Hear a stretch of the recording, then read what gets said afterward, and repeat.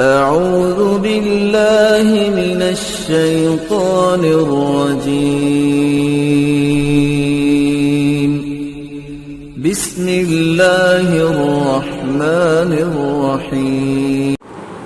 إن الحمد لله نحمده ونستعينه ونستغفره ونعوذ بالله من شرور أنفسنا وسيئات أعمالنا. من يهده الله فلا مضل له ومن يضلل فلا هادي له. وأشهد أن لا إله إلا الله وحده لا شريك له وأشهد أن محمدا عبده ورسوله. يا أيها الذين آمنوا اتقوا الله حق تقاته ولا تموتن إلا وأنتم مسلمون.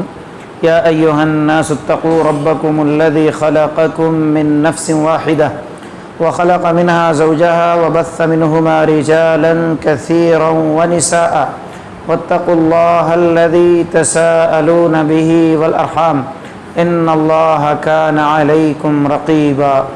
يا أيها الذين آمنوا اتقوا الله وقولوا قولا سديدا يصلح لكم أعمالكم ويغفر لكم ذنوبكم ومن يطع الله ورسوله فقد فاز فوزا عظيما.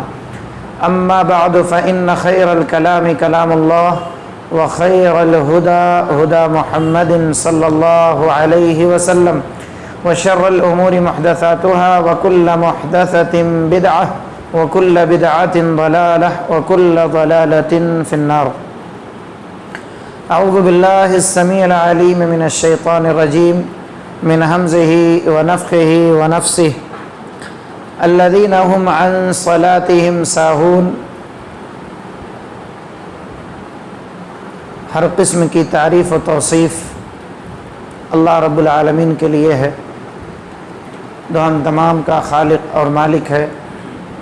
بیش بہا درود و سلام کا نزول ہوں جملہ انبیاء کرام علیہم الصلاۃ والتسلیم کی مقدس جماعت پر، بالخصوص ہم سب کے آخری نبی امام الانبیاء امام اعظم کائنات کے ہادی و رہنما و رہبر رحمت للعالمین آمنہ کے یتیم جناب محمد الرسول اللہ صلی اللہ علیہ وسلم پر، جن کے ذریعے سے اسلام جیسی نعمت ہم تک پہنچی ہے۔ حاضرین گرامی، عنوان آپ کے سامنے ہے اخطاء المصلین، مصلین کی غلطیاں، مصلین کی خطائیں۔ غلطی دو طرح سے ہوتی ہے، ایک غلطی کی جاتی ہے، دوسری غلطی ہو جاتی ہے۔ دونوں میں فرق ہے نا؟ آپ لوگ بھی بات کریں گے تاکہ آپ کو سمجھ میں آئے اچھی طرح سے۔ غلطی ہو جاتی ہے اور غلطی کی جاتی ہے، دونوں میں فرق ہے۔ غلطی ہو جاتی ہے، یہ سہون ہوتی ہے، لا علمی کی وجہ سے ہوتی ہے۔ غلطی جو کی جاتی ہے، یا تو اس غلطی کے سنگینی کو نہیں جانتے، یعنی ایک جرم آدمی کر رہا ہے تو ظاہر سی بات ہے کہ اس جرم کے بارے میں یا تو صحیح طور پر جانتا نہیں ہے اس لیے کر رہا ہے، دوسرا یہ کہ نہیں جان رہا ہے کہ ہاں یہ جرم ہے اور کر رہا ہے۔ تو اس لیے میں نے آپ سے کہا کہ غلطی دو طرح سے ہوتی ہے، ایک ہے غلطی ہونے والی، دوسری ہے غلطی کی جانے والی۔ ہمارے بیچ جو مصلیان ہوتے ہیں دونوں طرح کے ہوتے ہیں۔ مجھے اس کا اندازہ ہے، چونکہ ممبر و محراب سے میرا تعلق ہے، زمینی سطح پہ میں اس چیز کو جانتا ہوں اور گراؤنڈ ورک میں نے کیا ہے، تو مجھے اس بات کا علم ہے کہ دونوں طرح کے لوگ پائے جاتے ہیں صفوں میں۔ کچھ غلطی کرنے والے ہوتے ہیں، کچھ ایسے لوگ ہوتے ہیں جن سے غلطیاں سرزد ہوتی ہیں۔ تو آئیے آج کے درس میں میں آپ کو کچھ غلطیوں کا، چونکہ یہ ایک سلسلہ چل سکتا ہے، غلطیوں پر میں جب مجھے کل صبح میں کل صبح فجر کے بعد جو ہے شیخ نے پوسٹر بھیجا جب میں کلاس میں موجود تھا. شام میں فری ہونے کے بعد کتابوں کو جب کھنگالا تو پتہ چلا کہ غلطی نہیں غلطیاں ہیں. 50 سے زائد غلطیاں جو میں نے دیکھی کتابوں میں، لیکن 50 غلطیوں کو آپ کے سامنے ایک ساتھ نہیں رکھا جا سکتا. میں رکھ بھی نہیں سکتا اور آپ اس کو یاد بھی نہیں رکھ سکتے. تو کچھ غلطیاں جو ہمارا وقت ہے عشاء تک جتنا ہو سکے انشاءاللہ ان غلطیوں کو ہم بطور اصلاح کے، کوئی یہ نہ سمجھے کہ ہاں اب مولوی صاحب بیٹھ کے یہاں کمنٹ کر رہے ہیں، ایسا نہیں ہے. بطور اصلاح کے میری بھی اصلاح ہو آپ کی بھی اصلاح ہو، تو اصلاح کی غرض سے ہم اور آپ بیٹھے ہیں. آخر تک بیٹھیں گے انشاءاللہ انشاءاللہ تعالی. انبیاء میں سے کچھ انبیاء کا قول اللہ نے قرآن میں ذکر کیا ہے، ان ارید الا الاصلاح ما استطعت وما توفیقی الا باللہ. میرا جو ارادہ ہے وہ اصلاح کا ہے. میں جو آپ کو اگر کچھ کہہ رہا ہوں تو اس سے میرا ارادہ اصلاح کا ہے.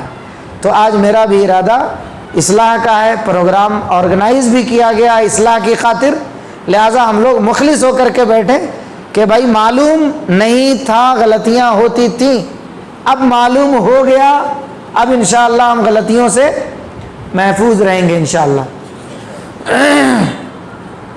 سورۃ الماعون کی ایک آیت میں نے تلاوت کی ہے جو آپ نماز میں اکثر سنا کرتے ہیں، الذین هم عن صلاتهم ساہون. یہیں سے میں سٹارٹ کروں گا غلطیوں کی اصلاح کے لیے، چونکہ یہ سب سے بڑی غلطی ہے. کیا؟ نمازیوں کی غلطی ہے نا، بے نمازی کی غلطی نہیں ہے. بے نمازی کی غلطی ہے کہ وہ نماز نہیں پڑھتا، لیکن نمازیوں کی غلطیاں کیا ہیں؟ تو قرآن خود کہہ رہا ہے الذین هم عن صلاتهم ساہون. یہاں کیا ہے؟ صلاتهم، یعنی اور اس سے پہلے کیا کیا؟ فویل للمصلین. ویل ہے، بربادی ہے، برائی ہے، بہت سارے معنی اس کے کیے جاتے ہیں ان لوگوں کے لیے جو لوگ نمازی ہیں. قرآن کس کو کہہ رہا ہے؟ نمازی کو، بے نمازی کو؟ نمازی کو کہہ رہا ہے فویل للمصلین. بربادی ہے، خرابی ہے اس کے لیے جو نمازی ہے. آپ کہیں گے مولوی صاحب پھر نمازی کہیں کو پڑھنا؟ نمازی کے واسطے جب بربادی ہے نمازی کہیں کو پڑھنا نہیں. آیت کو سمجھنے کے لیے آیت کو پورا پڑھنا. ہر آیت کا سیاق اور سباق ہوتا ہے، اس کا بیک گراؤنڈ ہوتا ہے. تو بات کہی جا رہی ہے، ابھی ختم نہیں ہوئی ہے. آپ نے سمجھا ختم ہو گئی، نہیں، ابھی کہی جا رہی ہے، کنٹینیویشن ہے اس کے اندر. فویل للمصلین، بربادی ہے نمازیوں کے لیے. کون سے نمازیوں کے لیے؟ الذین هم عن صلاتهم ساہون. جو لوگ اپنی نماز میں سستی کرتے ہیں، سستی برتتے ہیں، نماز کا خیال نہیں کرتے. دل میں آیا پڑھ لیا، ٹائم ملا پڑھ لیا. اور پرسنٹیج اگر آپ نکالیں گے تو فجر کے نمازی کتنے پرسنٹ ملیں گے؟ آپ بتائیے، آپ لوگ بتائیے. بلال میں کتنے پرسنٹ لوگ نماز پڑھتے ہیں؟ 3 مسجدیں ہیں نا، تینوں مسجدیں کا پرسنٹیج نکالیے آپ. یہاں کا پرسنٹیج میں نہیں نکال سکتا. اب اس کو لوگ کیا سمجھتے ہیں؟ غلطی نہیں سمجھتے.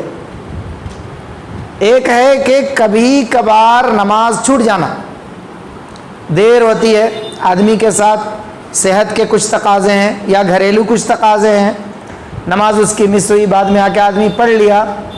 ایک ہے کہ فجر کا خیال ہی نہیں کرنا، سوئے ہیں تو سوئے ہیں، پڑھیں گے بھائی. ہمارے ضمیر بھائی جو ہے سابق امیر صاحب، تو فی الوقت ٹمکر میں ہیں، چترا درگا ہی کا ایک واقعہ سنائے تھے. اس کو بتا کر کے میں آگے بڑھتا ہوں. کہ جب جماعت یہاں ابھی پنپ رہی تھی، جامع مسجد میں لوگ جو ہے جمع ہوتے تھے دروس وغیرہ کے ذریعے، وہاں پر ساتھی اکٹھا ہوتے تھے۔ ایک بیچارہ کوئی نیا ابھی ہفتہ 15 دن ہوا تھا آئے ہوئے، سلفیت اختیار کیے ہوئے۔ ایک دن ظہر میں سارے جب ساتھی ملے تو اس نے ایک سوال کیا، اچھا حدیثاں کے یہاں کتنے وقت کی نماز ہے جی؟ تقریباً لوگوں کے ذہن میں بات نہیں آئی، کچھ لوگ سمجھے کہ ہاں انہیں کون سے بیک گراؤنڈ میں سوال کر رہا ہے، یہ کرنے کے سوال کیا ہے؟ تو سب کو معلوم 5 وقت کی نماز ہے نہیں نا، دیکھو۔ تب اس نے کہا کہ میں 15-20 دن ہو گیا یا مہینہ ایسا کچھ کہا، میں کسے بھی نہیں دیکھ رہا فجر میں اکیلا فجر میں رہتا ہوں۔ میں کیا سمجھا یہاں آنے کے بعد 1 وقت کی چھوٹ ہے کر کے۔ گرچہ یہ تھوڑا سا مزاحیہ انداز ہے، لیکن میں جو سروے کیا ہوں اب تک یہاں کم و بیش مجھے 16-17 سال ہو رہے ہیں یہاں پہ، کہ ہماری مساجد کی حالت فجر میں بہت زیادہ خراب ہوتی ہے۔ ہمارے جو بھائی ہیں سلفی برادران، یہ فجر کی نماز اکثر چھوڑتے ہیں، اکثر لوگوں کی فجر چھوٹتی ہے، جبکہ فجر کے تعلق سے بہت ساری احادیث ہیں، آپ نے سنا بھی ہوگا، میں اس کی طرف نہیں جاؤں گا ورنہ موضوع ڈائیورٹ ہو جائے گا۔ اسی کو شامل رکھتے ہوئے میں ایک حدیث آپ کے سامنے پیش کر رہا ہوں۔ تو یہ پہلی غلطی ہے نمازیوں کی۔ قرآن کی آیت میں نے آپ کے سامنے پیش کیا، اب حدیث سن لیجئے۔ حدیث کے راوی عبادہ ابن صامت رضی اللہ تعالیٰ عنہ ہیں۔ اللہ کے نبی صلی اللہ علیہ وسلم فرماتے ہیں، 5 صلاۃ كتبهن الله على العباد فمن جاء بهن لم يضيع منهن شيئا استخفافا بحقهن كان له عند الله عهد أن يدخله الجنة ومن لم يأت بهن فليس له عند الله عهد إن شاء عذبه وإن شاء أدخله الجنة۔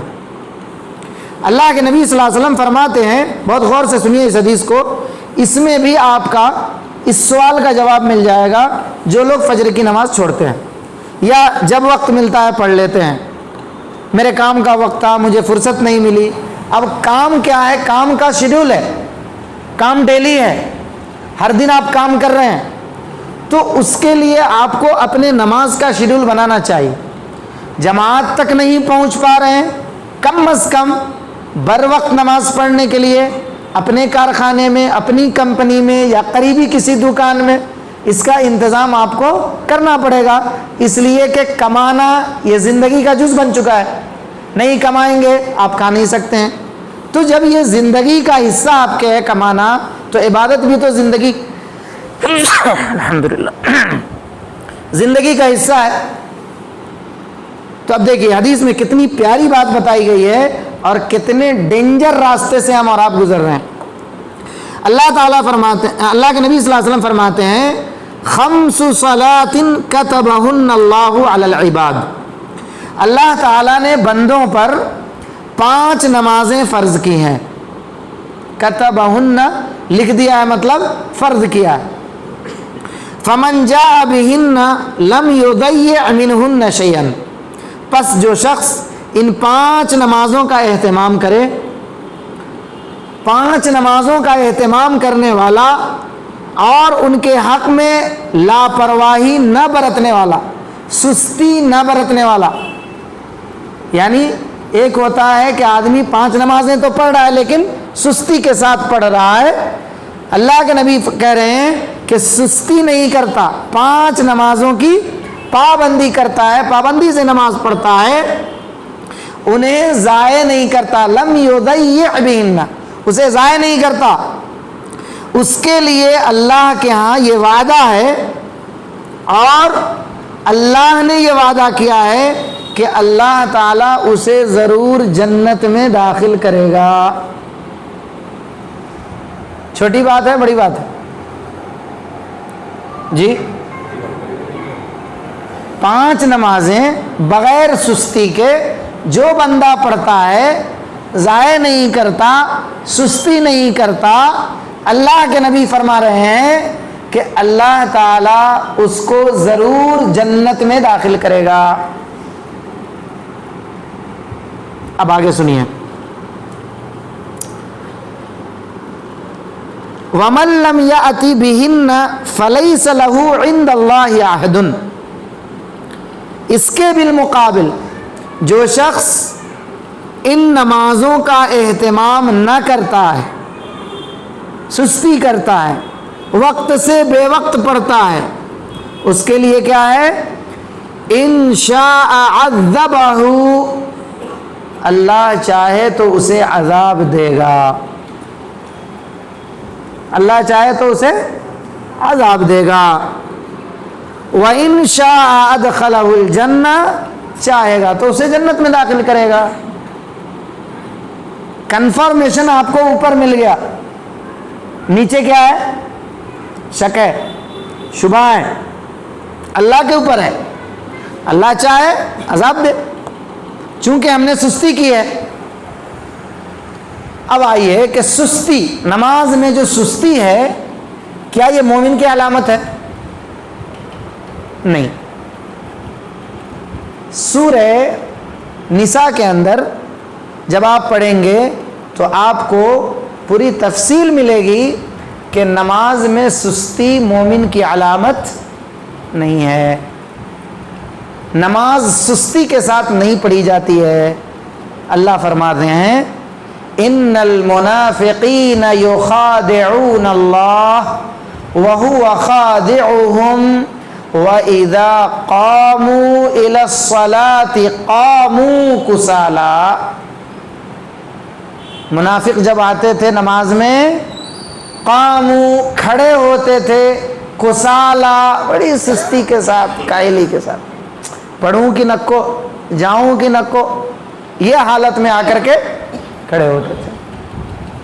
قرآن آگے کہتا ہے یراؤون الناس ولا یذکرون اللہ الا قلیلا، آپ دیکھیں گے ان لوگوں کو آپ دیکھیں گے، یراؤون الناس ولا یذکرون اللہ، یہ لوگ اللہ کا ذکر بھی نہیں کرتے نماز میں، الا قلیلا، مگر تھوڑا۔ آج ہم تمام یہاں جو بیٹھے ہیں، کم از کم پورے شہر کی بات نہیں کر سکتا، ہم لوگ جو یہاں بیٹھے ہیں اپنا تھوڑا جائزہ لیں ہم کہ نماز میں جب ہم آتے ہیں تو ہم کو ذکر و اذکار سے کتنی محبت ہوتی ہے۔ امام صاحب کے سلام پھیرنے کی دیری نہیں ہوتی، بعض ہمارے بھائی اپنی ایک عادت بنا لیے ہیں، فوراً آگے پیچھے دیکھے نہیں کہ کہاں سے پتلی گلی ملتی نکل جاتی۔ یہ بہت بڑی غلطی ہے۔ کیوں؟ کہ آپ نے اس کو معمول بنا لیا ہے۔ تو یہ بتائیے کہ رسول اللہ صلی اللہ علیہ وسلم نے نماز کے بعد کے جو اذکار پڑھے ہیں، صحابہ کو سکھائے ہیں، اور آپ اس کو باضابطہ بینر بنا کر کے مسجد میں لگائے ہوئے ہیں، وہ کس کے لیے ہے؟ کون پڑھے گا اس کو؟ اس پہ کون عمل کرے گا؟ ظاہر سی بات ہے کہ مصلی ہم اور آپ ہیں تو ہم ہی اس پہ عمل کریں گے نا۔ ہمارے دوسرے جو بھائی ہیں ہمارے جن، وہ تو نہیں آئیں گے، ہم ہی کو عمل کرنا پڑے گا۔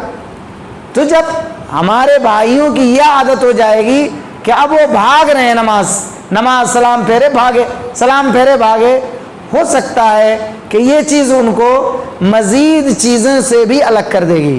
آدمی کیا کرتا ہے؟ دیکھیے اس کی ایک مثال دیتا ہوں۔ سنت کا امپورٹنٹ ہمارے پاس نہیں ہے، یہ بھی ایک بہت بڑی غلطی ہے، اور پہلے ہی بتا دیتا ہوں آپ بھائیوں سے کہ یہ ایک بہت بڑا موضوع ہے۔ آپ چاہیں تو اس پہ ویکلی ورکشاپ رکھ سکتے ہیں، مہینہ 2 مہینے میں یہ پوری غلطیاں آپ کے سامنے آ سکتی ہیں۔ تو اس کو بالترتیب کرنے کے لیے ترتیب سے پروگرام بنانا، آپ سب کے پاس اس کے نوٹس بھی ہوں گے اگر اس کو آپ ترتیب سے کریں گے تو، یعنی جو مواد میں پڑھ کے سنا رہا ہوں یہ آپ کے ہاتھوں میں بھی ہو سکتا ہے، تھوڑا وقت ملے تو انشاءاللہ میں آپ کو بنا کے بھی دے سکتا ہوں۔ چلیے، سنت کا امپورٹنٹ نہیں رہنے سے کیا ہوتا ہے؟ ہمارے یہاں کیا ہو گیا فرض نماز پڑھے بھاگے. اب سنت سے جب آدمی دور ہوتا ہے تو شیطان اس کو سنت سے دور کر کر کے فرض سے بھی دور کر دیتا ہے. فرض کے بھی قریب نہیں آتا آدمی, اس کو چھوٹا سمجھتا ہے. چھوڑو, فرض پڑھے تو بس نہیں, اللہ فرض کو اتنا فرض کیا ہے, سنت سنت ہے.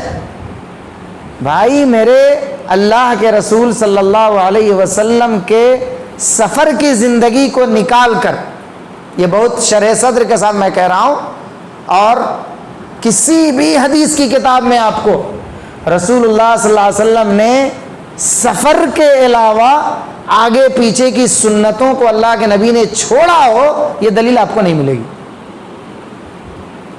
یہ بہت شرح صدر کے ساتھ میں یہ بات کہہ رہا ہوں. اللہ کے نبی نے باضابطہ مداومت برتی ہے, ہمیشگی برتا ہے آپ نے 12 رکعت پہ. کون بتائیں گے یہ 12 رکعت کون کون سے ہیں؟ جی بولیے, زور سے بولیے. جی جی جی جی, ماشاء اللہ, جزاک اللہ خیرن, اللہ آپ کے علم میں اور اضافہ کرے. تو یہ 12 رکعتوں کی پابندی اللہ کے نبی صلی اللہ علیہ وسلم نے کیا ہے. ہمارے دوسرے بھائی بتائیں کہ ان 12 رکعتوں کی پابندی کرنے کا اجر کیا ہے؟ جی زور سے بولنا. جنت میں گھر, ماشاء اللہ. دنیا میں گھر کے لیے ہم پریشان ہیں, نیند نہیں آتی رات کو, مجھے گھر نہیں ہے. کوشش کرنا الگ چیز ہے, ہر آدمی کی خواہش ہوتی ہے میرا ایک گھر ہو, میرا گھر بسنا چاہیے, میرے بال بچے خوشی سے ہوں, اچھی چیز ہے. لیکن کچھ لوگ ہیں جو اسی کے پیچھے اپنی زندگی کو لگا دیتے ہیں. ارے مجھے گھر ہونا, ارے بھائی اللہ نہیں دینا ذرا کہاں سے مل سکتی ہے؟ اب اللہ یہاں ڈیلی ایک گھر دے رہا ہے آپ کو جنت میں. کن کو نہیں ہونا؟ ہاتھ اٹھائیے. کوئی ہیں ایسے بھائی ہمارے جو کہیں نہیں مل صاحب نہیں ہونا, 21 گھر کافی ہے. اللہ ڈیلی ایک گھر دے رہا ہے. اب کس کو ہونا؟ سب کو ہونا, ماشاء اللہ, سب کو ہونا, ظاہر سی بات ہے. تو یہ 12 رکعتوں کی پابندی زندگی میں معمول بنا لیجئے. بنائیں گے انشاءاللہ. ہاں, تو مصلین کی خطاؤں میں سے, نمازیوں کی غلطیوں میں سے یہ ایک غلطی ہے جس کو میں نے آپ کے سامنے بیان کیا کہ سستی کے ساتھ نماز پڑھنا. سستی میں ہی یہ ساری چیزیں آتی ہیں کہ آدمی جلدی بھاگ جائے, ذکر و اذکار بھی نہ کرے, سنت و نوافل کا بھی اہتمام نہ کرے. اب آئیے دوسرے پوائنٹ پر, چونکہ وقت بڑی تیزی کے ساتھ گزر رہا ہے. دوسرا پوائنٹ یہ ہے کہ نماز کی اصلاح کی فکر نہیں کرنا اور نماز کو خشوع اور خضوع سے خالی رکھنا.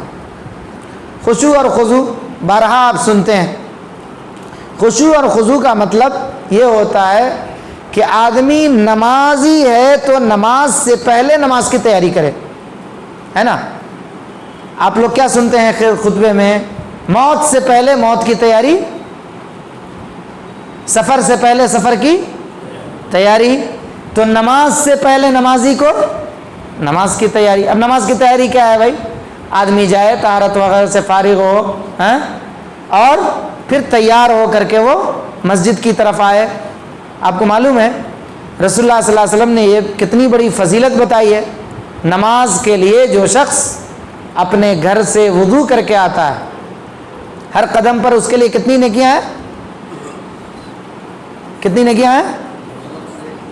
ماشاء اللہ. اگر دور ہے آدمی کا گھر تو کتنی نیکیاں کما لے گا آدمی. اور دیکھیے کتنی پیاری دعا نبی صلی اللہ علیہ وسلم نے سکھایا. جب آدمی گھر سے نکلتا ہے تو اللہ کے نبی نے دعا سکھائی ہے, اللہم اجعل فی قلبی نورا وفی لسانی نورا وفی سمعی نورا وفی بصری نورا ومن فوقی نورا ومن تحتی نورا وعن یمینی نورا وعن شمالی نورا ومن امامی نورا ومن خلفی نورا وجعل فی بصری نورا. یہ پوری لمبی دعا ہے. ابھی اور ہے. آپ پریشان ہوئے کتنے دن میں یاد کرنا ہے اس کو؟ نہیں, اگر آپ یاد کرنے بیٹھیں گے میں سمجھتا ہوں آپ کے لیے 1 ویک کافی ہے. بہت پیاری دعا ہے, بہت معنی خیز دعا ہے. انسان اپنے لیے نور ہی نور کی دعا کر رہا ہے. اللہم اجعل فی قلبی نورا, اللہ میرے دل کا نور. وفی سمعی نورا, میری سماعت کا نور. وفی بصری نورا, میری آنکھوں کا نور. یہ کب ہے؟ جب آدمی گھر سے نماز کے لیے نکلتا ہے تو ان دعاؤں کو پڑھتے ہوئے نکلے. سبحان اللہ, کتنی پیاری دعا ہے. تو خشوع اور خضوع کا ہونا نماز میں ضروری ہے. آئیے ایک آیت, اللہ رب العالمین سورۃ المؤمنون کی پہلی آیت میں فرماتے ہیں قد افلح المؤمنون. یہاں پر مفسرین نے بڑا اچھا نقطہ نکالا ہے کہ گارنٹی پہلے دے دی گئی ہے, کام بعد میں بتایا گیا ہے. قد افلح المؤمنون, مومن کامیاب ہو گئے, سرٹیفکیٹ مل گئی, مومن کامیاب ہو گئے. اب ظاہر سی بات, مومن ہو تو کامیابی ملے گی, تو ہمیں مومن بننے کی کوشش کرنا ہے. قرآن کہتا ہے مومن کامیاب ہو گئے. قد افلح المؤمنون, مومن کامیاب ہو گئے. اچھا, دوسری بات الذین هم فی صلاتهم خاشعون, وہ مومن جو اپنی صلات میں, اپنی نماز میں خشوع اور خضوع اختیار کرتے ہیں. تو خشوع اور خضوع کی کتنی بڑی فضیلت ہے کہ ہم نمازی ہیں تو ہماری نماز میں خشوع اور خضوع کا ہونا ضروری ہے. اسی طرح سے تیسرا جو پوائنٹ ہے ہمارا کہ خلاف سنت طریقے سے نماز نہیں پڑھنا چاہیے. سنت کے خلاف جو چیزیں ہیں نمازی کو ان چیزوں سے بچنا چاہیے. اب اس کی تفصیل میں اگر آپ جائیں گے تو بہت ساری چیزیں ہیں. ایک حدیث آپ کے سامنے پڑھ دیتا ہوں. اس حدیث کے راوی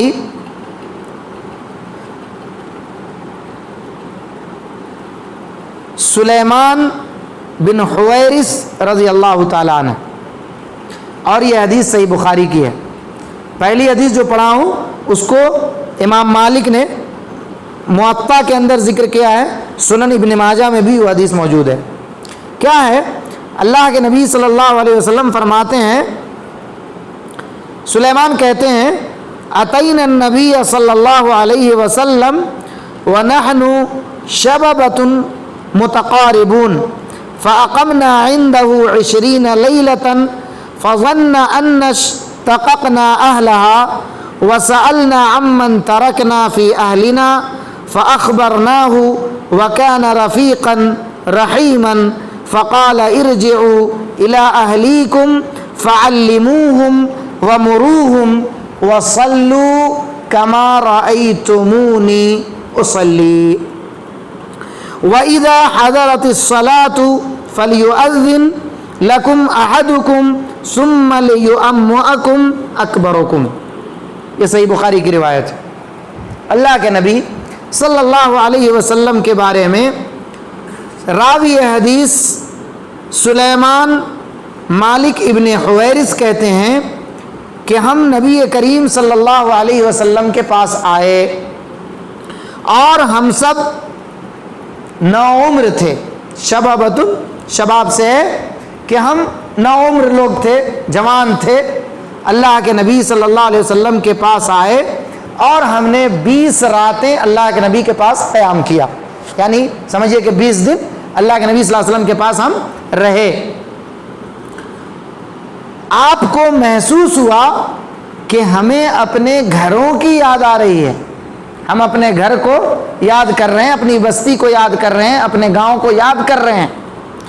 آپ علیہ الصلاۃ والسلام نے ہمیں اور ہم نے آپ کو بہت ہی رحیم اور بہت ہی کریم پایا.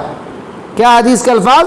وَكَانَ رَفِيقًا رَحِيمًا, ہم نے آپ کو بڑا ہی ملائم, بڑا ہی نرم دل, بڑا ظاہر سی بات ہے کہ رحم دل تھے، اسی لیے آپ کو یہ محسوس ہوا کہ یہ بیچارے جوان اپنے گھروں کو یاد کر رہے ہیں، اپنے گاؤں کو یاد کر رہے ہیں، اپنے ماں باپ کو یاد کر رہے ہیں۔ رفیق نہیں ہوتے، رحیم نہیں ہوتے تو آپ کو یہ محسوس نہیں ہوتا۔ اللہ کے نبی صلی اللہ علیہ وسلم نے ان نوجوانوں سے کہا ارجعوا الی اہلیکم، تم اپنے گھر والوں کے پاس لوٹ جاؤ، یعنی جاؤ اپنے گاؤں گھر میں جاؤ، اور کیا کہا فعلموہم ومروہم، ان کو سکھاؤ، ان کو حکم دو، ان کو بتاؤ، کیا بتاؤ وصلوا کما رأیتمونی اصلی، سب کچھ سکھاؤ، دین سکھاؤ، اور خاص نماز سکھاؤ۔ کیا سکھاؤ؟ جیسے تم مجھے نماز پڑھتے ہوئے دیکھے ہو ویسے تم نماز پڑھو۔ اس حدیث میں جو میں نے سمجھا بہت ساری باتیں سمجھ میں آتی ہیں کہ آپ علیہ الصلوۃ والسلام کے پاس صحابی کتنے دن قیام کیے؟ 20 دن۔ اب اس سے یہ بھی معلوم ہوتا ہے، اب اس سے ہم 20 کا آنکڑا نہیں نکال سکتے، ایسا نہیں کہ ہاں 20 دن قیام کرنا سنت ہے، ایسا نہیں، وہ آئے تھے بس 20 دن رک گئے، تو پھر کوئی بھی عدد آدمی اس سے نہیں نکال سکتا ہے، نہیں بھئی دین سیکھنے کے واسطے 40 دن ہی چھونا، ایک چلہ ضروری ہے، نہیں تو مکمل نہیں ہوتا، ایسا نہیں ہے۔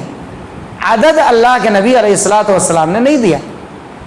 کوئی بھی آدمی آتا ہے سیکھنا چاہتا ہے، بھائی امام صاحب میں مسجد میں قیام کرنا چاہتا ہوں، ٹھیک ہے بھائی متولی صاحب سے اجازت دے لو، قیام کرو، میں آپ سے دین سیکھنا چاہتا ہوں، اچھی بات ہے۔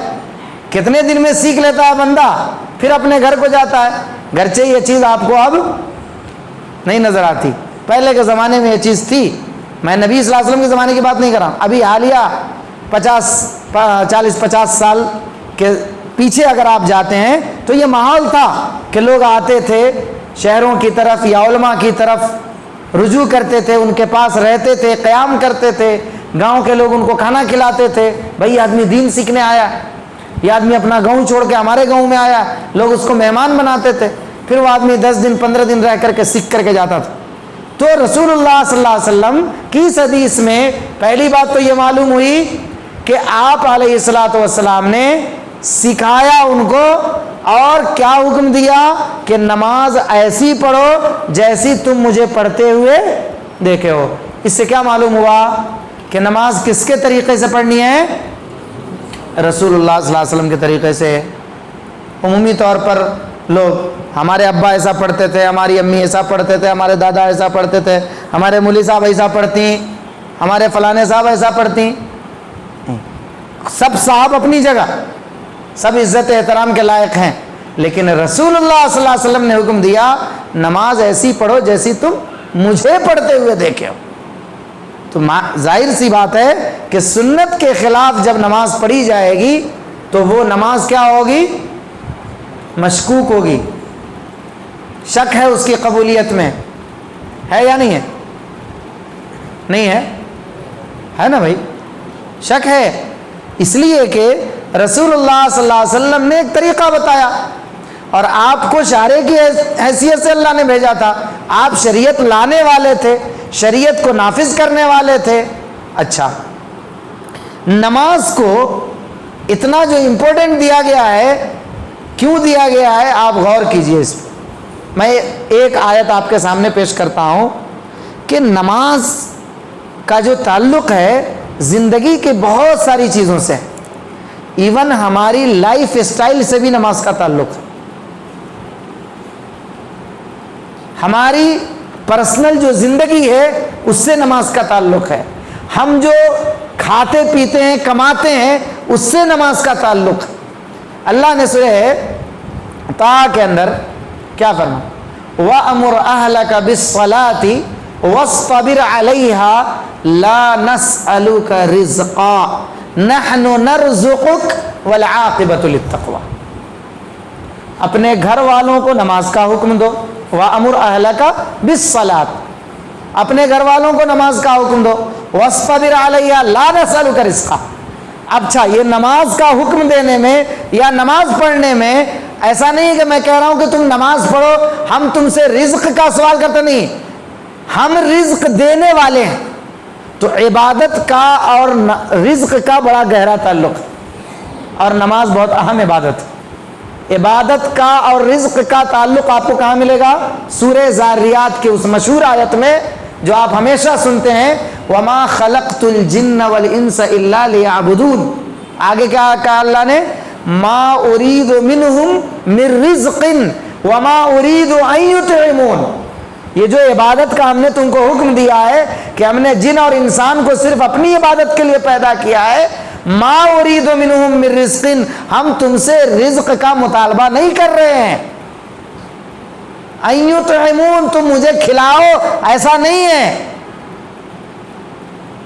ان اللہ هو الرزاق ذو القوة المتین، اللہ رزاق ہے، وہ متین ہے یعنی مضبوط ہے، وہ رزق دینے والا ہے، وہ تم سے رزق کا سوال نہیں کر رہا ہے۔ تو معلوم یہ ہوا کہ عبادت کا اور رزق کا بڑا گہرا تعلق ہے۔ آپ اگر عبادت کو صحیح طریقے سے ادا کریں گے تو اللہ رزق بھی آپ کو فراوانی کے ساتھ دے گا۔ اور اللہ رب العالمین کی سنت رہی ہے اپنے نیک بندوں پر اللہ تبارک و تعالی رزق کے بوچھار کرتا ہے۔ بہت ساری آیات ہیں۔ تو تیسرا پوائنٹ ہمارا یہ تھا کہ سنت کے مطابق نماز کو ادا کرنا۔ چوتھا پوائنٹ یہ ہے کہ نماز کے تعلق سے خود محتاط رہنا، گھر والوں کو چھوڑ دینا۔ اکثر لوگ کیا کرتے ہیں، گھر کی طرف دھیان نہیں، بیوی بچے، اگر جوائنٹ فیملی ہے، بہن بھائی، دوسرے گھر کے بڑے ہیں، خود صاحب آ جا رہے ہیں مسجد میں، لیکن گھر کی فکر نہیں ہے۔ قُوا أَنفُسَكُمْ وَأَهْلِيكُمْ نَارًا، اپنے آپ کو اور اپنے گھر والوں کو جہنم سے بچاؤ۔ تم بچ گئے یہ کافی نہیں ہے، گھر والوں کو بھی بچانا ہے۔ اور اس آیت میں جو ابھی میں نے پڑھی آپ کے سامنے، وَأَمُرْ أَهْلَكَ بِالصَّلَاةِ، اپنے اہل کو نماز کا حکم دو۔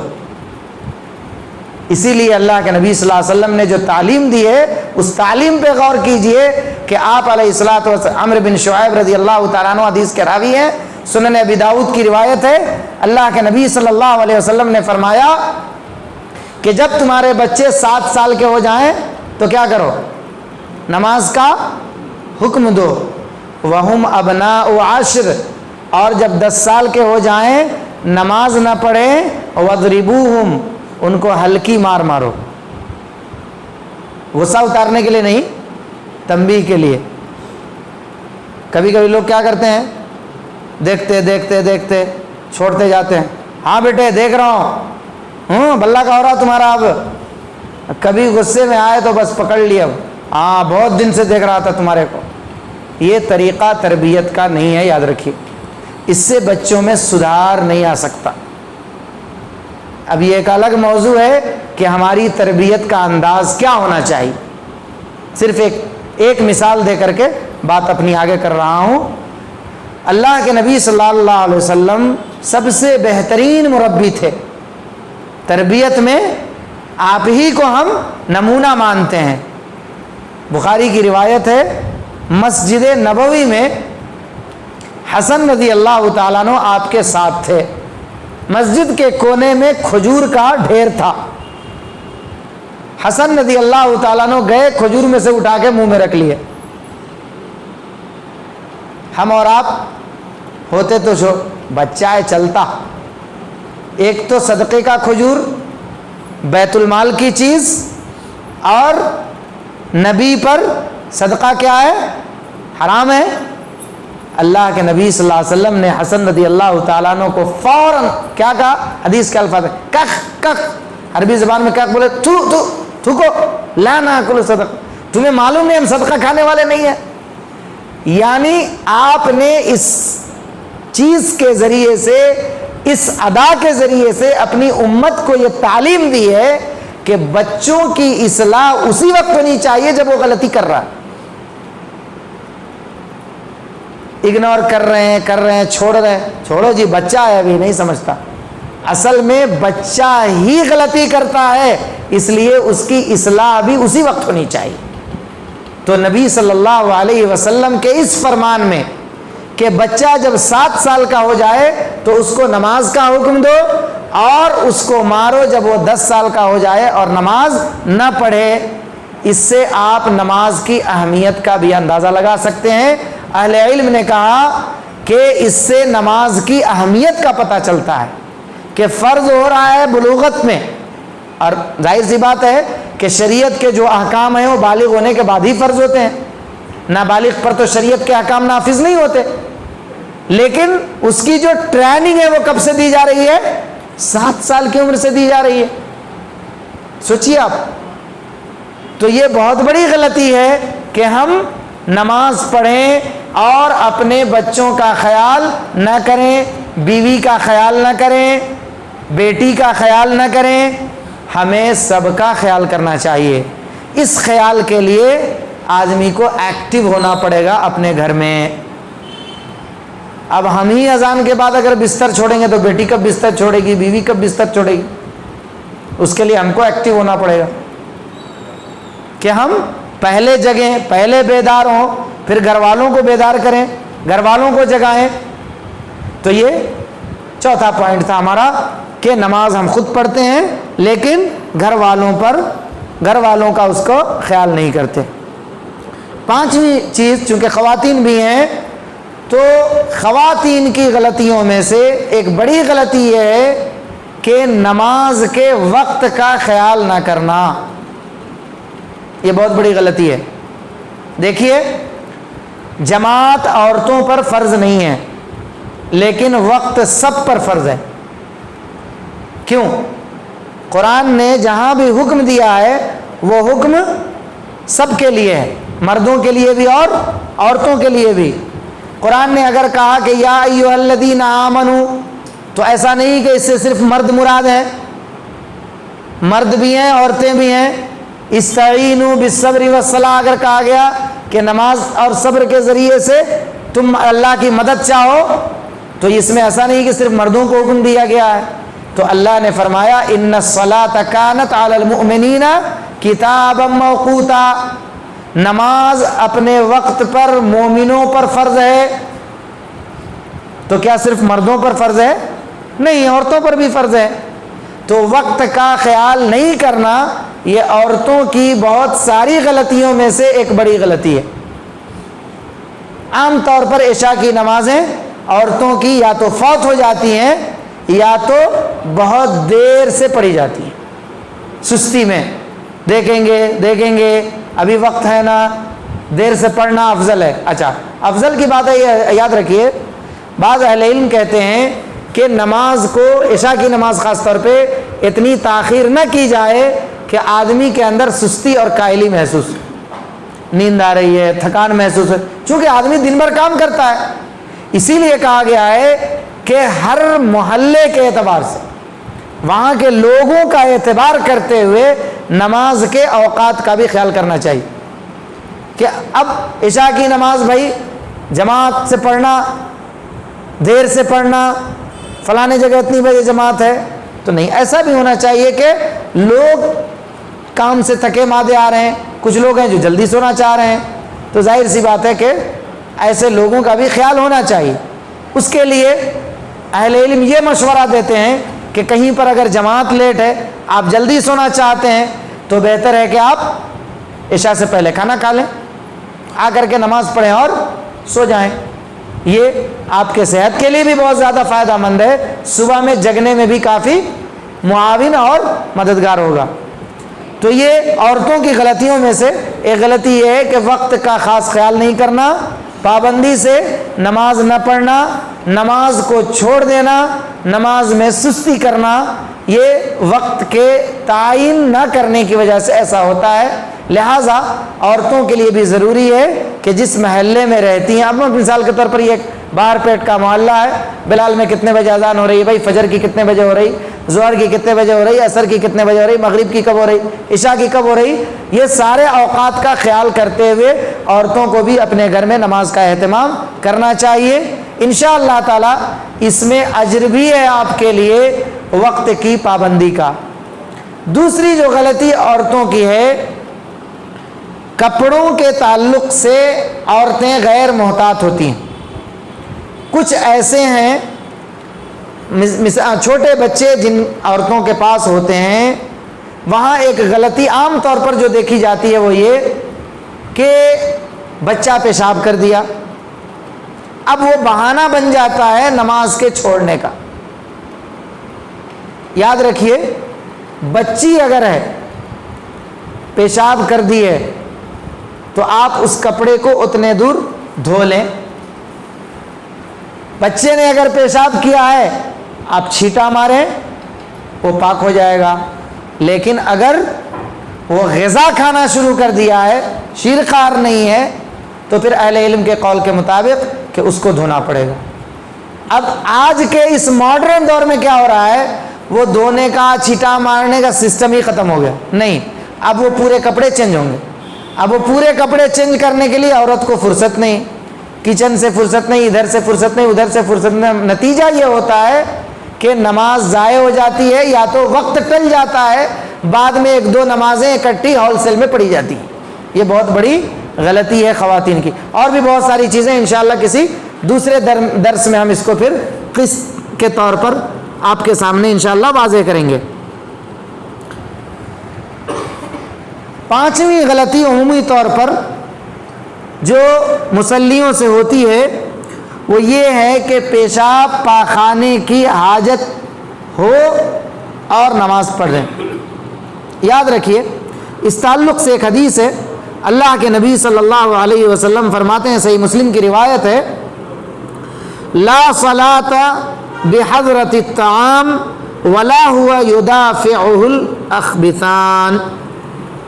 اللہ کے نبی صلی اللہ علیہ وسلم نے فرمایا کہ کھانا سامنے آ جانے کے بعد نماز نہیں، اور اس وقت بھی نہیں جب آدمی دو خبیث چیزوں سے لڑ رہا ہو۔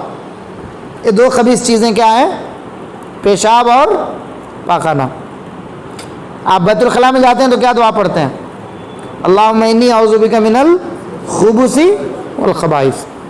تو آپ نے فرمایا کہ کھانا جب حاضر ہو، آپ اس کو اس طرح سے سمجھیں، ایک آدمی سفر سے آیا ہے یا کام دھندے سے آیا، دکان سے آیا، بھوک لگی ہے، گھر میں کھانا حاضر ہے، عشاء کی اذان ہو گئی، کیا کرے گا آدمی؟ بھوک بھی لگی ہے، کھانا بھی پروسا جا چکا ہے، اذان بھی ہو چکی ہے، آدمی کیا کرے گا؟ بولیے جی؟ نہیں، پہلے کھانا کھائے گا، بعد میں نماز پڑھے گا، چونکہ اس کو بھوک بھی لگی ہوئی ہے اور کھانا حاضر ہے۔ اور اللہ کے نبی کی حدیث کیا ہے؟ لا صلاۃ بحضرۃ الطعام، کھانا حاضر ہو، بھوک آپ کو لگی ہو تو آپ نماز میں آنے کے بعد کیا ہوگا؟ پورا دسترخوان نظر کے سامنے ہوگا کہ نہیں؟ نیچر ہے، یہ انسان کی فطرت ہے، بھوک بھی لگی ہوئی ہے۔ اگر اتفاق سے ہمارے جیسا امام صاحب ہو، ایک آدھ صفحہ پڑھنے والا، پھر تو گالیاں شروع، کیا مولوی صاحب ہم نہ بھوک لگی تھی تمہیں نماز لمبی کر کو، اور چلو جلدی بھاگو رے بھائی نماز کو۔ تو اس لیے تعلیم یہ دیا نبی صلی اللہ علیہ وسلم نے کہ آپ پہلے کھانا کھا لیں، کھانا بھی ہو بادشاہوں والا نہیں۔ بھوک لگی ہے نا، جماعت پانے کی بھی خواہش ہے، آپ اتنا کھا لیں کہ آپ کی بھوک مٹ جائے یا آپ کو تھوڑی تسلی ہو، بعد میں آ کر کے آپ پھر کھائیں، آپ کہیں گے اچھا ایسا بھی ہے جی۔ اللہ کے نبی صلی اللہ علیہ وسلم ایک مرتبہ کھانا کھا رہے تھے، بلال رضی اللہ تعالیٰ عنہ آئے، دیکھا کہ اللہ کے نبی کھانا کھا رہے ہیں۔ بلال رضی اللہ تعالیٰ نے کہا اللہ کے نبی نماز کا وقت ہو چکا ہے۔ ایسا اکثر ہوتا تھا کہ بلال رضی اللہ تعالیٰ عنہ حجرے تک جاتے تھے اور اللہ کے نبی کو خبر دیتے تھے، چونکہ آپ سب جانتے ہیں کہ نبی صلی اللہ علیہ وسلم کا کمرہ مسجد سے لگا ہوا تھا۔ تو اللہ کے نبی صلی اللہ علیہ وسلم نے اپنے کھانے کو چھوڑ دیا، یہ جو کھانا کھا رہے تھے آپ صلی اللہ علیہ وسلم نے کھانا چھوڑ دیا اور آپ نماز کے لیے نکل گئے۔ تو معلوم یہ ہوا کہ ہم کچھ کھانا کھا سکتے ہیں اور نماز پڑھنے کے بعد اس کھانے کو پورا کر سکتے ہیں۔ یہ کام زیادہ تر رمضان میں ہوتا ہے، ہوتا نہیں؟ پورا کھانے لگے تو آج کل پورے آئٹم ختم کرتے کرتے عشاء کا وقت ہو جاتا، ایسا ہوا ہے بہت ساری جگہوں پر۔ تو پیشاب پاخانے کی حاجت ہو اور بھوک آدمی کو لگی ہو، ایسے وقت میں نماز نہیں پڑھنا چاہیے۔ ایک مثال یہاں سے بھی آپ سمجھیں پیشاب پاخانے کی، عمومی طور پر ٹھنڈی کا جو زمانہ ہوتا ہے، بعض لوگوں کی عادت ہوتی ہے، اللہ سب کو توفیق دے، کہ گھر میں آدمی تیار ہوتا ہے، وضو وغیرہ کر کے گھر میں آدمی تیار ہو جاتا ہے، مسجد آتا ہے۔ اب ہوا یہ کہ وہ کھایا پیا آدمی ہے، مسجد آتے ہی آدمی کو پیشاب کی حاجت ہو جاتی ہے یا پاخانے کی حاجت ہوتی ہے۔ اب آدمی سوچتا ہے اب یہاں کپڑے اتارنا، وضو کرنا، پھر مجھے ٹھنڈ ہو رہی ہے، تو آدمی کیا کرتا ہے ایسے وقت میں سستی میں نماز میں شامل ہو جاتا ہے۔ یہ آپ کے نماز کو فاسد کر سکتی ہے، خاص طور پر جب پاخانے کی حاجت ہو تو ایسے وقت میں کبھی بھی نماز میں نہیں کھڑنا چاہیے، اس لیے کہ ہو سکتا ہے ریا خارج ہو جائے، تو کیا ہوگا؟ نماز آپ کی جب وضو ہی نہیں رہا تو نماز نہیں رہے گی، نماز ختم ہو گئی آپ کی۔ تو ایسے وقت میں نماز نہیں پڑھنا چاہیے، یہ نبی صلی اللہ علیہ وسلم کی تعلیم ہے۔ چھٹا پوائنٹ ہم دیکھتے ہیں کہ بعض ایسے بھائی یا بوڑھے حضرات جو گیس وغیرہ کے پیشنٹ ہوتے ہیں، نماز میں شامل ہیں، ہوا خارج ہو گئی، تو اس میں دو چیزیں ہوتی ہیں، یا تو آدمی کو علم نہیں ہے یا تو اس کو جو ہے طریقہ معلوم نہیں ہے کہ اب بھائی میرا وضو ٹوٹ گیا، صف میں ہم کھڑے ہیں، کیا کریں؟ آدمی سوچتا ہے چھوڑ دوہرا لیں گے نماز کو، نہیں، ایسے وقت میں نماز ہی جائز نہیں اس کے لیے۔ کیوں؟ اس لیے کہ اس کا وضو باقی نہیں ہے۔ کیا کرنا چاہیے؟ ایسے وقت میں آدمی کو یہ کوشش، مثال کے طور پر وہاں سے لے کے یہاں تک صف لگی ہوئی ہے، ایک آدمی یہاں پر کھڑا ہے، وضو ٹوٹ گیا، آدمی کیا کرے گا؟ پوری وہاں تک صف ہے، ایسے آدمی کو یا تو اس کنارے میں دیکھنا چاہیے یا اس کنارے میں دیکھنا چاہیے کہ میں کس کنارے سے صحیح ڈھنگ سے نکل سکتا ہوں۔ نہیں، دونوں کنارے بھی اگر آپ کو پیک نظر آ رہے ہیں کہ نہیں یہاں سے بھی ہم صحیح طور پہ نہیں، بیچ سے نکل سکتے ہیں، تو آپ نکل رہے ہیں تو اپنے ہاتھ کو ناک کے پاس رکھ کر کے آپ سب سے نکل، تاکہ دوسرے آدمی کو یہ خلل نہ ہو یہ کیا دیوانہ ہے نماز میں سے بھاگ رہا، نہیں، اس کو یہ محسوس ہو کہ بھائی اس آدمی کا وضو باقی نہیں ہے اس لیے یہ نماز سے جا رہا ہے۔ تو یہ نمازیوں کی غلطیوں میں سے غلطی ہے کہ وضو ٹوٹنے کے بعد بھی وہ نماز کو کنٹینیو کرتا رہے۔ اہل علم نے اس کی مثال دی ہے کہ جب آدمی کا وضو باقی نہیں، طہارت باقی نہیں، تو پھر اس کی نماز ہی نہیں ہوگی، بیائی نہیں، اس عورت کی طرح سے کہ روزہ ہے، طلوع آفتاب کیا کہتے ہیں طلوع فجر سے اس نے روزے کی نیت کی ہے اور غروب آفتاب سے پہلے، اہل علم نے مثال دی ہے، غروب آفتاب سے پہلے اگر کسی عورت کو ماہواری شروع ہو گئی تو کیا کرے گی؟ وہ روزہ کیا کرے گی؟ توڑ دے گی، روزہ اس کا فاسد ہو گیا۔ تو اسی طریقے سے ایک آدمی کا وضو جب باقی نہیں رہا تو اب وہ اپنی نماز کو کیا کرے گا؟ توڑ دے گا، اس کی نماز اب فاسد ہے۔ جو پڑھا اس پر اللہ اجر دے گا، جو رکعتیں، جو سجدے، جو رکوع کر لیا ہے اس پر اس کو اجر مل گیا، لیکن اب جو پڑھے گا وہ گناہ گار ہوگا۔ کیوں؟ اس لیے کہ بغیر وضو کے نماز پڑھ رہا ہے۔ تو ایسے وقت میں آدمی کو نماز نہیں پڑھنی چاہیے۔ اور آگے چلتے ہیں، اللہ نے وقت میں ہمارے برکت دی ہے۔ اچھا، اس تعلق سے ایک حدیث ہے، لا يقبل اللہ صلاۃ احدکم اذا احدث حتى يتوضا، یہ صحیح بخاری کی روایت ہے۔ اللہ کے نبی صلی اللہ علیہ وسلم نے فرمایا کہ تم میں سے کسی کا وضو ٹوٹ جائے تو اللہ تعالیٰ اس کی نماز اس وقت تک قبول نہیں کرتا جب تک کہ وہ دوبارہ وضو نہ کر لے۔ اسی ضمن میں ایک اور حدیث صحیح الجامع کے اندر ہے، اللہ کے نبی صلی اللہ علیہ وسلم فرماتے ہیں وَلَا يُحَافِظُ عَلَى الْوُضُوءِ إِلَّا مُؤْمِنٌ، وضو کی محافظت وضو پر ہمیشگی مومن ہی برتتا ہے، یعنی مومن ہمیشہ باوضو ہوتا ہے۔ وضو کی عادت ڈالنی چاہیے، بہت اچھی عادت ہے اور یہ بہت نیک کام ہے کہ آدمی ہمیشہ وضو کی حالت میں رہے۔ 7واں پوائنٹ ہمارا ہے بدبو کے ساتھ مسجد میں آنا یا بدبودار چیزیں کھا کر مسجد میں آنا، دونوں چیزوں سے اللہ کے نبی نے منع کیا۔ اللہ کے نبی صلی اللہ علیہ وسلم نے ایک موقع پر ایک صحابی سے کہا کہ کیا بہتر ہوتا کہ تم غسل کر کے آتے تو تمہارے جسم میں بدبو نہ ہوتی۔ لوگ کام دھندا کرتے تھے، جمعہ کے دن بھی ایسے ہی آ جاتے تھے، تو اللہ کے نبی نے کہا کہ کتنا اچھا ہوتا کہ تم غسل کر کے آتے تو تمہارے بدن سے بدبو زائل ہو جاتی۔ تو معلوم یہ ہوا کہ جو بھائی ہمارے ورک شاپ وغیرہ میں کام کرتے ہیں انہیں چاہیے کہ وہ ایکسٹرا کپڑا رکھیں۔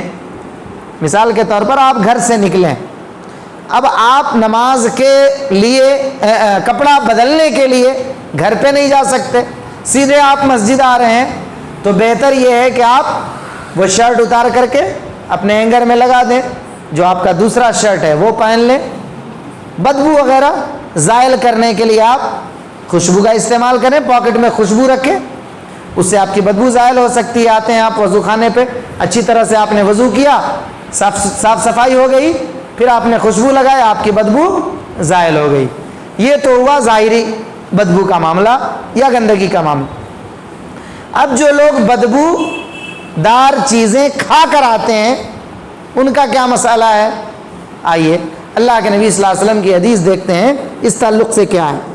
اللہ کے نبی صلی اللہ علیہ وسلم فرماتے ہیں من اکل من هذه الشجرة فلا يقربن مسجدنا ولا يؤذن بريح الثوم۔ بہت سخت حدیث ہے، میں سختی سے آپ کو نہیں بول رہا ہوں، میں بہت محبت اور پیار سے بول رہا ہوں، لیکن حدیث میں الفاظ بڑے سخت ہیں۔ کیا الفاظ ہیں؟ فلا یقربن مسجدنا، جو شخص ان دو درختوں سے کھاتا ہے وہ ہماری مسجد کے قریب نہ آئے اور وہ تکلیف نہ دے۔ کون سا دو درخت ہے وہ؟ پیاز اور لہسن۔ اچھا، پیاز اور لہسن اللہ کے نبی نے کہا کہ کھا کر کے مسجد میں نہیں آنا، جو کھائے وہ ہماری مسجد تک نہ آئے۔ لیکن پیاز اور لہسن کا حکم کیا ہے شریعت میں؟ حرام ہے یا حلال ہے؟ جی حلال ہے، ماشاءاللہ۔ یقین ہے نا آپ کو؟ یقین ہے یا ڈاؤٹ ہے، شک ہے؟ یقین ہے، الحمدللہ۔ تو آپ کو یہ یقین ہے کہ پیاز اور لہسن یہ دونوں ہی حلال ہے، ٹھیک ہے؟ حلال چیز کو کھانے کے بعد صرف اس وجہ سے کہ اس کے اندر بدبو پائی جاتی ہے، اور جو اہل علم ہیں عرب میں وہ لوگ بتاتے ہیں کہ عرب میں جو اس وقت پیاز اور لہسن پائے جاتے تھے اس زمین میں، واقعی وہ زیادہ ہی بدبودار ہوتے تھے، بعض اہل علم کا کہنا ہے۔ تو اب بتائیے کہ جو درخت سے جو حلال ہے، اللہ کے نبی نے صرف بدبو کی وجہ سے اس کو کھا کر آنے سے منع کیا کہ جو آدمی اس کو کھاتا ہے وہ ہماری مسجد میں نہ آئے۔ اب بتائیے ہمارے وہ بھائی جو مسجد کے باہر سگریٹ یا بیڑی پھینکتے ہیں، گٹکا منہ میں سے پھینکتے ہیں اور آ کر کے مسجد کے وضو خانے پر مصلیوں کو تکلیف پہنچاتے ہیں، ان کا کیا حکم ہے شریعت میں؟ مجھے تو بہت زیادہ تکلیف ہوتی ہے بھائی، مجھے تو ایک دو مرتبہ ایسا ہوا ہے کہ مجھے صف توڑ کر باہر جانا پڑا ہے، مجھے بالکل برداشت نہیں ہوتی۔ بیڑی اور سگریٹ کا جو بدبو ہے، واللہ کہہ رہا ہوں بیت الخلاء کی بدبو آپ تھوڑی دیر کے لیے برداشت کر سکتے ہیں، لیکن یہ بدبو بہت ڈینجر ہوتی ہے، سیدھے دماغ پہ چڑھتی ہے۔ اچھا، یہ جو چیزیں ہیں، سگریٹ ہو، بیڑی ہو، گٹکا ہو، یا اس طرح کی جو بھی چیزیں ہیں، اس پر شریعت کا کیا حکم ہے؟ جی حرام ہے، حرام ہے۔ کیوں آپ لرز رہے ہیں اس میں؟ کیوں آپ اس میں ڈر رہے ہیں؟ حرام ہے، کلی طور پہ حرام ہے۔ وہ مکروہ والا معاملہ چلا گیا۔ اب کبھی آپ بیٹھیں گے تو میں آپ کو اس پر دلیل بھی دے سکتا ہوں۔ جو لوگ یہ کہتے ہیں کہ مکروہ، ان کے پاس کوئی دلیل نہیں۔ حرام کہنے والوں کے لیے بہت ساری دلائل ہیں۔ اس کی سب سے بڑی دلیل جو میں نے پڑھا ہے، اپنا میرا جو چھوٹا علم ہے، میں نے جو مطالعہ کیا ہے، ہمارے ایک عالم صاحب تھے، نام نہیں لوں گا، وہ اس میں ماہر تھے، وہ سب کو ڈانٹ کے بھگا دیتے تھے۔ میں نے کہا مولانا آپ اتنی دلائل اس پہ دے رہے ہیں، سگریٹ بیڑی پہ، اس لیے کہ آپ اس کو استعمال کرتے ہیں، لیکن یاد رکھیے حلت کے دائرے سے یہ چیز نکل چکی ہے۔ ایک دائرہ ہوتا ہے ہر چیز کا، ایک باؤنڈری ہوتی ہے، ایک دائرہ حلال کا ہے اور ایک دائرہ حرام کا ہے۔ تو حلال کے دائرے میں یہ چیز نہیں ہے۔ اب آپ اس کو جو کچھ کہو، حرام کہو، مکروہ کہو، آپ کا مسئلہ، لیکن حلال کے دائرے سے یہ چیز نکل چکی ہے۔ یہ چیز حلال ہو ہی نہیں سکتی ہے۔ کیوں؟ اللہ نے نبی صلی اللہ علیہ وسلم کو کیا حکم دیا؟ یا ایھا الرسل کلوا من الطیبات واعملوا صالحا۔ اے رسولوں کی جماعت، پاک چیزیں کھاؤ، طیب چیزیں کھاؤ۔ کوئی بھی تھوڑی بھی عقل رکھنے والا بندہ بیڑی اور سگریٹ کو طیب کہے گا یا خبیث کہے گا؟ اگر یہ طیب ہے تو یہ ٹوائلٹ میں کیوں استعمال کی جاتی ہے؟ وہ تو دسترخوان پہ استعمال کرنا چاہیے نا۔ غذا ہماری طیب ہے نا بھائی۔ بریانی طیب ہے یا خبیث ہے؟ نہیں بول رہے آپ، سست ہو گئے؟ بند کر دیتا ہوں انشاءاللہ، کیا بھی مسئلہ ہے؟ طیب ہے نا، دسترخوان پہ استعمال کرتے ہیں۔ تو جو چیز طیب ہو وہ دسترخوان پہ استعمال کی جاتی ہے، ٹوائلٹ میں کیوں استعمال کی جائے گی؟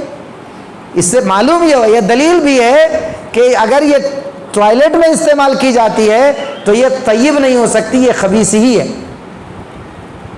کتنی ساری خباثتیں اس کی ہیں۔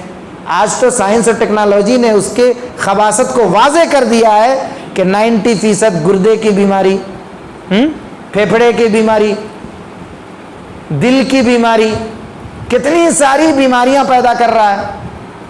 اچھا، اس کے پیکٹ پہ ہی کیا لکھا ہوا ہوتا ہے، کیا نشانات اس کے بنائے ہوتے ہیں،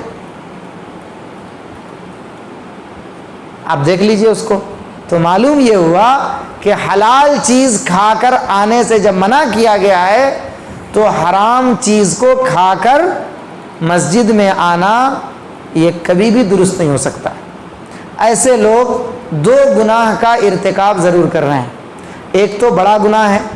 بڑا گناہ کیا ہے؟ ایک مسلمان اپنے دوسرے مسلمان بھائی کو تکلیف پہنچا رہا ہے اپنے بدبو کے ذریعے سے۔ چھوٹا گناہ ہے، بڑا گناہ ہے؟ بڑا ہے نا۔ ایک مسلمان دوسرے مسلمان بھائی کو تکلیف پہنچا رہا ہے اپنے بدبو سے، صرف اس وجہ سے کہ میرا نفس ہے، نہیں چھوٹ رہا، نہیں چھوڑ رہا، میں چھوڑنے کے لیے تیار نہیں ہوں۔ دوسرا گناہ یہ کر رہا ہے کہ نبی صلی اللہ علیہ وسلم کی حدیث کی خلاف ورزی کر رہا۔ نبی صلی اللہ علیہ وسلم نے کہا کہ بدبودار چیز کھا کر کے مسجد میں نہ ہو، وہ بندہ بدبودار چیز کھا کر کے مسجد میں آ رہا ہے۔ تو یہ ہمارا 7واں پوائنٹ تھا۔ ایک اور حدیث ہے، اللہ کے نبی صلی اللہ علیہ وسلم نے فرمایا فَإِنَّ الْمَلَائِكَةَ تَأَذِّي مِمَّا يَتَأَذَّى مِنْهُ الْإِنْسِ۔ اللہ کے نبی نے فرمایا اس لیے کہ فرشتوں کو بھی اس چیز سے تکلیف ہوتی ہے۔ اب بتائیے، انسان تو انسان، فرشتوں کو بھی تکلیف پہنچتی ہے بدبو سے۔ تو وہ آدمی اب تیسرا کام یہ کیا کر رہا ہے کہ اپنے مسلمان بھائی کو تکلیف پہنچاتے پہنچاتے کس کو تکلیف پہنچا رہا ہے؟ فرشتوں کو تکلیف پہنچا رہا ہے۔ لہٰذا ہمارے اگر کوئی بھائی استعمال کرتے ہیں، للہ کہہ رہا ہوں، اللہ کے لیے، کہ اس کو چھوڑنے کی عادت ڈال۔ بہت بری چیز ہے اور بہت ڈینجر چیز ہے آپ کی صحت کے لیے، اخلاقی اعتبار سے بھی دیکھیے۔ آدمی جو ہے نا پسند نہیں کرتا کہ آدمی منہ میں جو ہے نا گندگی رکھے ہوا ہو، کسی سے بات کر رہا، مطلب بعض لوگ کہتے اے بھائی تھوک لے کے کیا ہو ہمارے منہ پہ تھوک رہا، بول دیتے ہیں لوگ، تو وہاں آدمی کی عزت چلی جاتی۔ اخلاقی جرم بھی ہے یہ، پرے اخلاق کا آدمی جو ہے نا، یعنی گرے ہوئے اخلاق کا ہی آدمی یہ سب چیزیں استعمال کر سکتا ہے۔ ایک پوائنٹ اور انشاءاللہ ہمارا اذان تک مکمل ہو سکتا ہے، آپ کے سامنے اس کو بھی واضح کر دیتا ہوں۔ اللہ کے نبی صلی اللہ علیہ وسلم کی ایک حدیث ہے، آپ صلی اللہ علیہ وسلم نے فرمایا اذا اقیمت الصلاۃ فلا تأتوها تسعون وأتوها تمشون وعليكم السكينة فما أدركتم فصلوا وما فاتكم فأتموا۔ ابو ہریرہ رضی اللہ تعالیٰ عنہ اس حدیث کے راوی ہیں، اور یہ حدیث صحیح بخاری اور صحیح مسلم کے اندر موجود ہے۔ کیا حدیث کا مطلب ہے؟ اللہ کے نبی نے فرمایا کہ جب جماعت کھڑی ہو تو نماز کے لیے دوڑتے ہوئے مت آؤ۔ بعض لوگوں کو آپ دیکھیں گے جماعت کھڑی ہے تو لوگ بھاگتے ہوئے آتے ہیں، نہیں آنا چاہیے۔ کیا فرمایا آپ نے؟ بلکہ چلتے ہوئے سکون اور وقار کے ساتھ آؤ، ادب کے ساتھ۔ کس کے سامنے جا رہے ہیں؟ کس کے سامنے جا رہے ہیں؟ اللہ کے سامنے جا رہے ہیں۔ معمولی ایک کانسٹیبل کے سامنے آدمی کھڑا ہوتا ہے تو کیسے کھڑا ہوتا ہے؟ اس کی نظر نیچے، ڈراؤنا چہرہ، پورا جو ہے نا ایک دم سمٹ کر کے۔ اللہ کے سامنے آئے تو نبی صلی اللہ علیہ وسلم نے کہا کہ وقار اور سکینت کے ساتھ مسجد کی طرف چلتے ہوئے آنا چاہیے، دوڑتے ہوئے نہیں آنا چاہیے۔ اس کے بعد آپ نے فرمایا فما ادرکتم فصلوا، جتنی نماز تم پا لیتے ہو پڑھ لو، جتنی رکعتیں تم پا لیتے ہو اس کو پڑھ لو۔ وما فاتکم فاتموا، اور جو تم سے فوت ہو جاتی ہے، چھوٹ جاتی ہے، اس کو تم پورا کر لو۔ تو معلوم یہ ہوا کہ نماز کے لیے دوڑ کر کے آنا یہ خلاف سنت ہے، اور آپ یہاں پر نبی صلی اللہ علیہ وسلم کی حکم کی ایک نافرمانی کا ارتکاب کر رہے ہیں۔ تو پہلے یہ بات آ چکی ہے کہ ہم کو نماز کے لیے نماز کے وقت سے پہلے تیار ہونا چاہیے، نماز کے لیے پہلے سے تیاری کرنی چاہیے۔ جب ہم یہ کام کریں گے تو پھر یہ کام کرنے کی نوبت نہیں آئے گی، دوڑنے کی نوبت نہیں آئے گی، بھاگنے کی نوبت نہیں آئے گی۔ عام طور پر آپ دیکھیے، اس سے دیکھیے کتنے سارے نقصانات ہوتے ہیں۔ نماز کے لیے دوڑ کر کے آنے سے یا جلدی جلدی آنے سے کتنے سارے نقصانات ہوتے ہیں۔ ایک دو نقصان کا تذکرہ میں آپ کے سامنے کرتا ہوں۔ مثال کے طور پر باہر دیکھیے آپ کی پارکنگ ہے جہاں پر آپ گاڑی چھوڑتے ہیں۔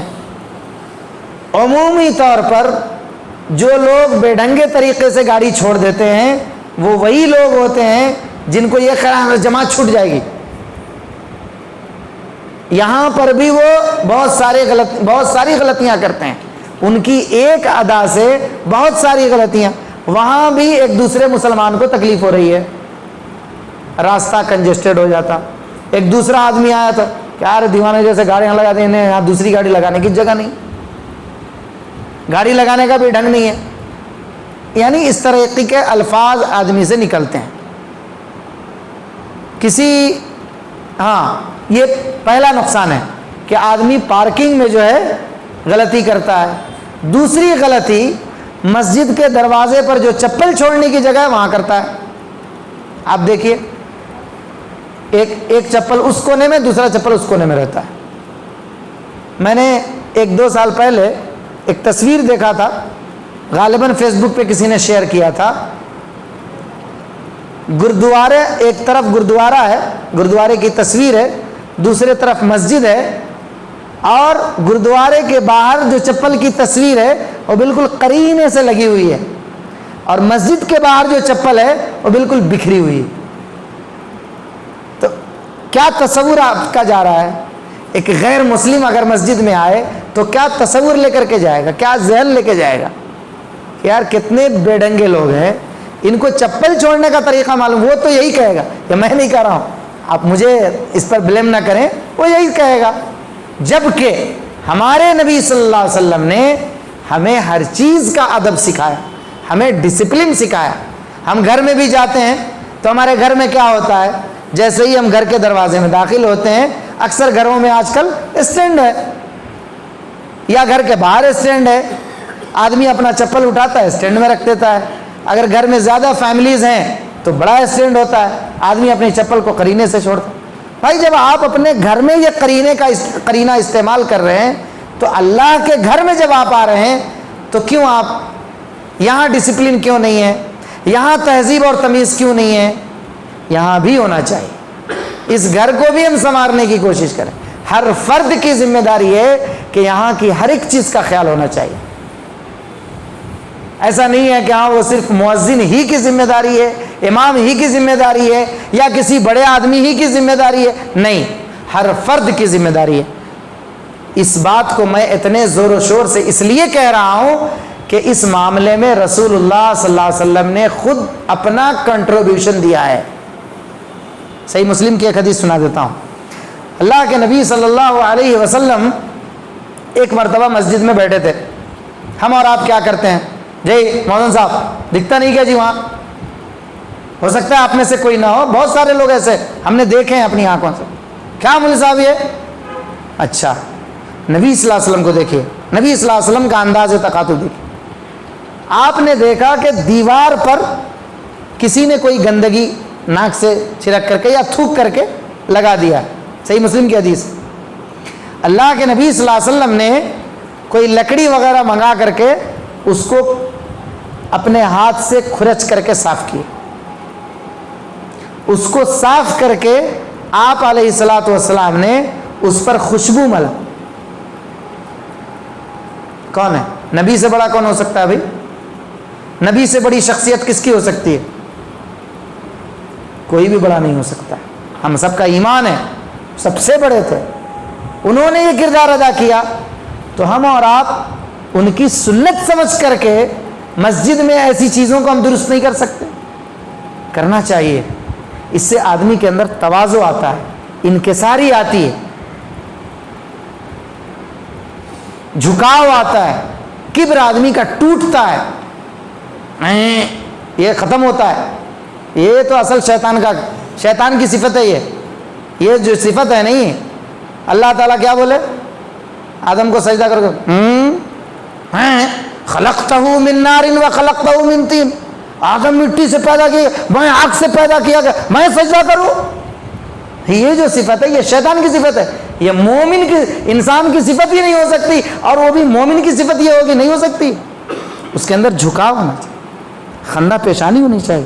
اچھا کیا تنکا گرا ہوا گندگی ہے، آدمی اٹھایا، صفائی کیا. بیت الخلا آپ دیکھیے مسجد کے کتنے گندے ہوتے. کیوں؟ اس لیے کہ مصلی خیال نہیں کرتا. مصلی کو خیال کرنا چاہیے، وہ مؤذن کا کام نہیں ہے یا صفائی کرنے والے کی ہی ذمہ داری نہیں. ٹھیک ہے اس کی ڈیوٹی ہو سکتی ہے، لیکن سب کی ذمہ داری ہے کہ چونکہ سب استعمال کر رہے ہیں تو اس پہ سب کی نظر ہونی چاہیے کہ بھائی یہ چیز گندی ہے. ہم اپنے گھر کے چیز کو تو نہیں چھوڑتے، وہاں بھی بہت ساری فیملی کے بہت سارے ممبر ہوتے ہیں استعمال کرنے والے. بڑے بڑے محدثین کی زندگی کو آپ پڑھیے، وہ باضابطہ رات کی تاریکی میں بیت الخلا صاف کرتے تھے. کبھی بنگلور جائیے گا تو چار مینار مسجد کے اندر جب آپ داخل ہوتے ہیں تو گیٹ پر جو چھت ہے اس چھت کے اوپر ایک لائبریری قائم ہے. اس لائبریری پر ایک بورڈ لگا ہوا ہے، دکتور رضا اللہ ادریس مبارک پوری لائبریری، انہی کے نام سے لائبریری بنائی گئی ہے. بہت بڑے ذیل آدمی تھے، بمبئی دین رحمت کانفرنس میں ان کا انتقال ہوا 2003 میں غالباً. ان کی عادت تھی، طلبہ بتاتے ہیں کہ وہ رات کی تاریکی میں جا کر کے بیت الخلا صاف کیا کرتے تھے. سوچیے آپ، بڑے بڑے لوگوں نے، بڑے بڑے اہل علم نے یہ کام کیا. ہم سمجھتے ہیں کہ یہ ہمارا کام نہیں ہے، ہمارا سر اس سے نہیں. من تواضع للہ، اللہ کے لیے جو تواضع اختیار کرتا ہے، اللہ کے لیے جو جھکتا ہے، اللہ اس کو اٹھاتا ہے۔ ہو سکتا ہے کوئی آدمی آپ کو کچھ چھوٹا سمجھے، لیکن اللہ کی نظر میں ہم بہت بڑے ہیں۔ اس لیے الحمدللہ تحدیث نعمت کے طور پہ بتا رہا ہوں، ہم نے اس چیز کو اپنی عادت بنا لیا۔ مجھے الحمدللہ کوئی تکلیف نہیں ہوتی، کوئی پریشانی نہیں ہوتی، بیت الخلاء وغیرہ صاف کرنے میں کوئی پریشانی نہیں۔ ہماری ڈیوٹی نہیں ہے، ہماری ذمہ داری ہے۔ وہ ڈیوٹی الگ چیز ہے، ذمہ داری الگ چیز ہے، یاد رکھیے گا۔ تو مسجد کے ڈسپلن میں ہم سب کا یوگدان ہونا چاہیے، ہم سب کا کنٹریبیوشن ہونا چاہیے، تب جا کر کے مسجد میں ایک ڈسپلن ہو سکتا ہے، مسجد میں ایک طریقہ اور رہ سکتا ہے۔ ایک آدمی آ کر کے میٹ بچھا رہا ہے، دوسرا آدمی آ کر کے اس کو فولڈ کر رہا ہے، ایک آدمی گندگی کو صاف کر رہا ہے، دوسرا آ کر کے گندگی کو پھیلا رہا ہے، تو ایسے وقت میں گندگی نہیں صاف ہو سکتی ہے۔ اس لیے باہر کے ملکوں میں آپ دیکھیں گے کہ سڑکیں بھی صاف ہوتی ہیں، سڑکیں بھی صاف ہوتی ہیں۔ اس کی وجہ کیا ہے؟ گندگی پھیلانے والے لوگ نہیں ہوتے ہیں۔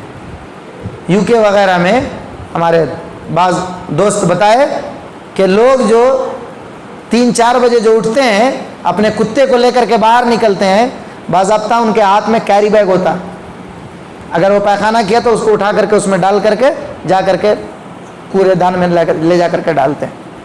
یہ ڈسپلن مینٹین کرنا سیکھیں کہ ہم مصلی ہیں، نمازی ہیں، اتنی اہم عبادت کے لیے ہم آئے ہیں، تو ہماری چیز کیسے برقرار رہ سکتی ہے۔